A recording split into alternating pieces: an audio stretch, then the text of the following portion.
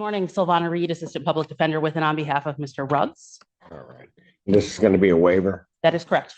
Mr. Ruggs, you signed this examination waiver? Yes, I did, sir. You understand that a preliminary examination is a proceeding where the people would have to show by probable cause that the offense alleged was committed and that you committed it.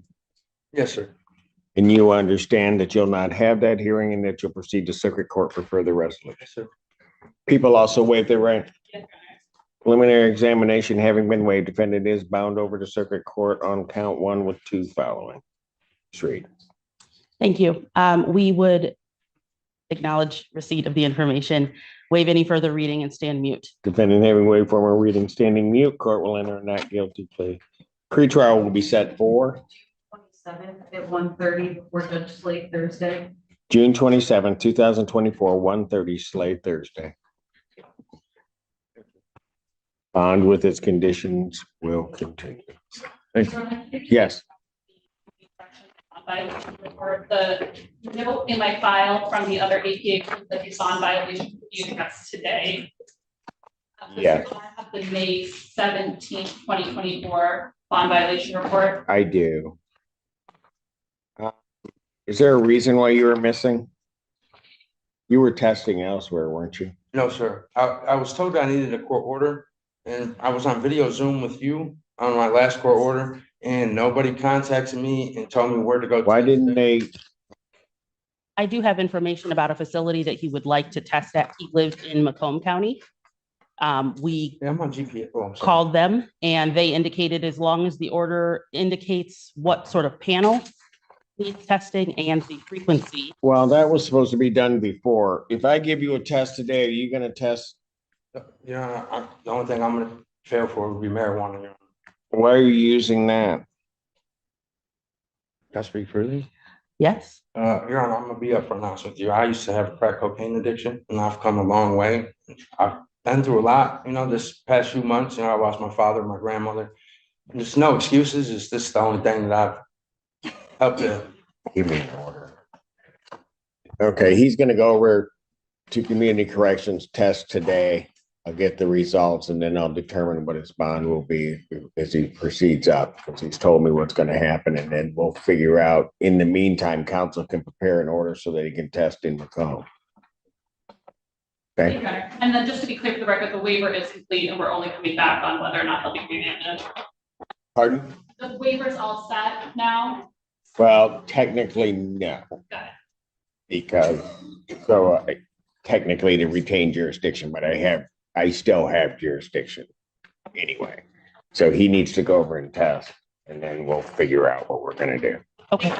Thank you. Thank you. Thank you, Your Honor. Nicole, who's on behalf of the people. Silvana Reed, Assistant Public Defender with and on behalf of Mr. Ruggs. As we were walking out of the courtroom, I went to release the deputy who was present. I did not believe that the victim of the domestic violence was present today because she didn't check in with us. As we were leaving, the deputy let me know that the victim was actually present today with the defendant sitting beside him.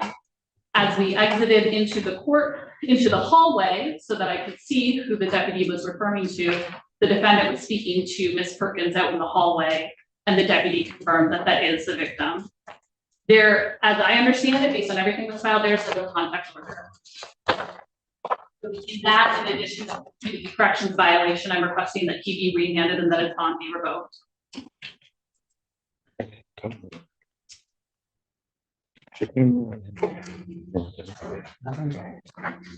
That's not my problem. Mr. Allen, thank you, sir. Your Honor, I have no further information at this time.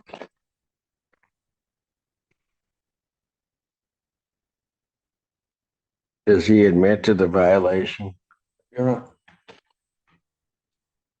I speak. If you wish. She wasn't here with me today, Your Honor. Were you talking to her in the hallway? She made a comment to her in the hallway. We were talking to her about testing, and I said something that I didn't. Were you sitting next to each other in the courtroom? I can get video from the courtroom. Okay, I So- understand that. Yeah, she was sitting next to me. You're not to have contact with her. You know that. The judge asks him straight up if he would pass a drug test that same day. The man admits he wouldn't because of marijuana. He then explains his past struggles with drugs and talks about the tough times in his life.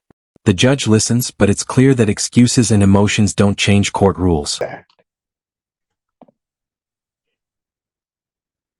Forget the testing. Defendant's bond at this time is revoked. Defendant's remanded. It'd just go up before Judge Slay. I'll just leave it there. Thank you. Your Honor.